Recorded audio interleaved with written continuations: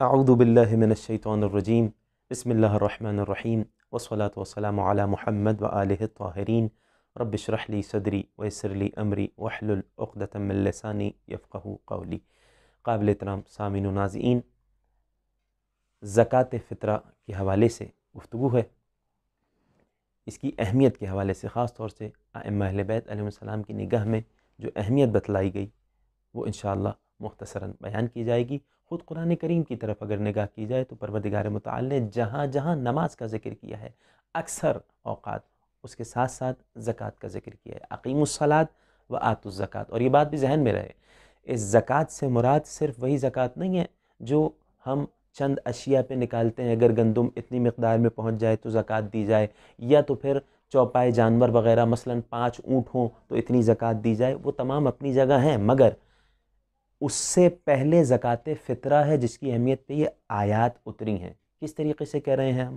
احادیث اہل بیت علیہ السلام میں ملا کہ اس وقت لوگوں کے پاس اتنا مال نہیں تھا کہ یہ والی زکوٰۃ کا حکم آتا ہے، وہ زکوٰۃ کا بھی حکم ہے، لیکن پہلا حکم زکوٰۃ فطرہ کا ہے۔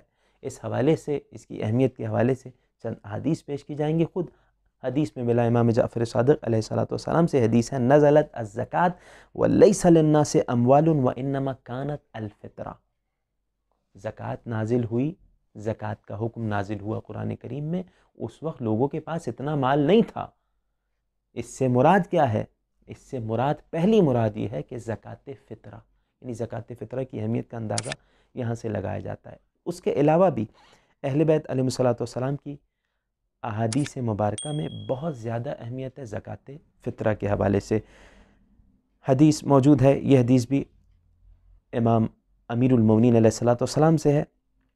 امام علیہ السلام کے ارشاد گرامی فرماتے ہیں کہ من ادى زکوٰۃ الفطرہ تمم اللہ لہ بہا ما نقص من زکوٰۃ مالہ۔ توجہ کیجیے گا، زکوٰۃ مال ایک ہوتی ہے، ایک زکوٰۃ فطرہ ہوتی ہے۔ زکوٰۃ مال و درہم و دینار والی، اللہ تعالیٰ اگر کوئی صحیح طریقے سے زکوٰۃ فطرہ ادا کر دے گا تو اس والی زکوٰۃ میں اگر کچھ نقص واقع ہو گیا ہو، کچھ کمی بیشی کچھ ہو گیا ہو تو پروردگار اسے پورا فرما دے گا۔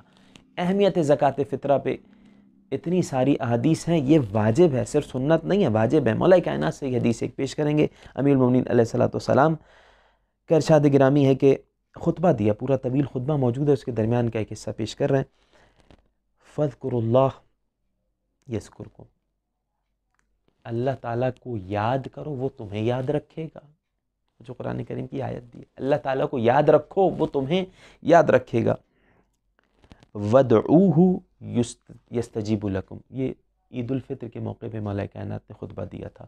وَادْعُوهُ يَسْتَجِيبُ لَكُمْ، اس کو پکارو وہ جواب دے گا، دعا کو قبول کرے گا۔ پھر یہ جملہ اہم جس کی وجہ سے ہم نے یہ حدیث پیش کی، وَأَدُّوا فِطْرَتَكُمْ فَإِنَّهَا سُنَّةُ نَبِيِّكُمْ، اپنے فطرے کو ادا کرو، یہ تمہارے نبی کی سنت ہے۔ اچھا مولا، سنت ہے تو چھوڑ سکتے ہیں، ترک کر سکتے ہیں، سنت میں تو آپشن ہے نا، یا انجام دے انجام نہ دے۔ کہا نہیں، صرف سنت نہیں ہے، وَفَرِيضَةٌ وَاجِبَةٌ مِّن رَبِّكُمْ، پروردگار کی طرف سے یہ واجب فریضہ ہے اور ساتھ میں نبی کی سنت بھی ہے، لہٰذا زکوٰۃ فطرہ کو ادا کرو۔ بعض احادیث میں ملا کہ ماہ مبارک رمضان کے روزوں کی قبولیت کا انحصار زکوٰۃ فطرہ ادا کرنے پر ہے۔ پروردگار بہترین طریقے سے ائمہ اہل بیت علیہ السلام کے بتائے ہوئے طریقے سے زکوٰۃ فطرہ ادا کرنے کی توفیق عنایت فرمائے۔ خاص طور سے صدقے کا لفظ بھی استعمال ہوا ہے زکوٰۃ کے لیے، اور زیادہ اہمیت جو ائمہ اہل بیت علیہ السلام کی روایت میں زکوٰۃ فطرہ کی ہے، یا نہ دینے کے کیا نقصانات ہیں، انشاءاللہ آنے والے درس میں بیان ہوگا۔ والسلام علیکم ورحمۃ اللہ وبرکاتہ۔